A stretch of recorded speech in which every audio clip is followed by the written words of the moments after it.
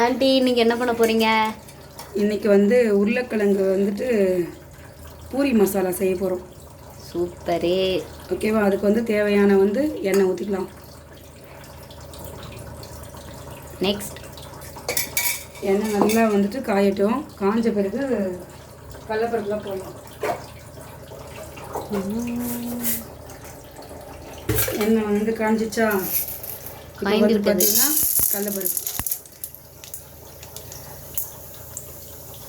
கடலைப்பருப்புனா பொரிக்கடலை aunty? பொரிக்கடலைமா, கடலைப்பருப்பு தான் இது நான் போடுறது. ஓஹோ. உங்கள் திருநெல்வேலியில் என்ன சொல்வீங்க? பொரிக்கடலை. அதுக்கப்புறம் உளுத்தம்பருப்பு. உளுந்தம்பருப்பு. அதுக்கப்புறம் நல்லா போட்டு வதக்கிடலாம். எனக்கு கடாய் நல்லா வந்துட்டு காஞ்சிடவே சீக்கிரமாக வந்து இதுவாகிடுச்சு, வதங்கிடுச்சு. இப்போ வந்து நம்ம வெங்காயத்தை போட்டுடலாம். ஓகே.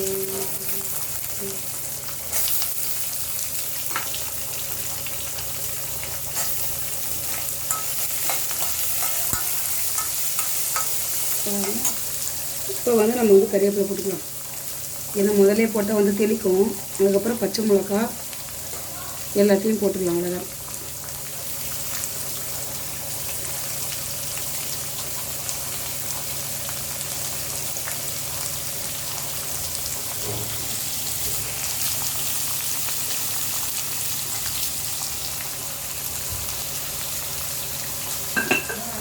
இதை வதங்கிறதுக்கு வந்து உப்பு போட்டுக்கலாம். தேவையான அளவு உப்பு, கல் உப்பு, தூள் உப்பு, ரெண்டுத்துல எதனா உப்பு போட்டுக்கணும்.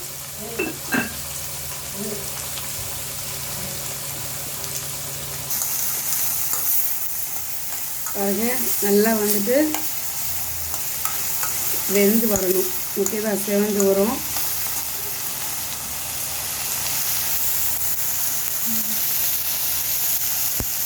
பூரி சாப்பிடுவா நீ? பூரினா 2 தான் ஆண்டி. ஏன் பிடிக்காதா? எனக்கு இந்த எண்ணெய் ஐட்டமே பிடிக்காது ஆண்டி. பாருங்கள், நல்லா வந்து செவந்து வந்துடுச்சு. மஞ்சள்தூள் தான் இதுக்கு முக்கியமானது. உருளைக்கிழங்கு இதுக்கு பூரி கிழங்குக்கு பார்த்தீங்கன்னா மஞ்சள்தூள் கண்டிப்பாக போடணும். மஞ்சள்தூள் போட்டுங்க. இப்போ வந்து நல்லா வந்துட்டு ஓரளவுக்கு செவந்து வந்துடுச்சு. இப்போ தண்ணி, தேவையான தண்ணி வந்து ஊற்றிக்கலாம். பாருங்கள், நல்லா வந்து செவந்து வந்துடுச்சு. இப்போ வந்து தண்ணி ஊற்றிக்கலாம். உங்களுக்கு தேவையான தண்ணியை வந்து ஊற்றிங்க. இப்போ வந்து நல்லா வந்து கொதி வரட்டும். சொல்லு.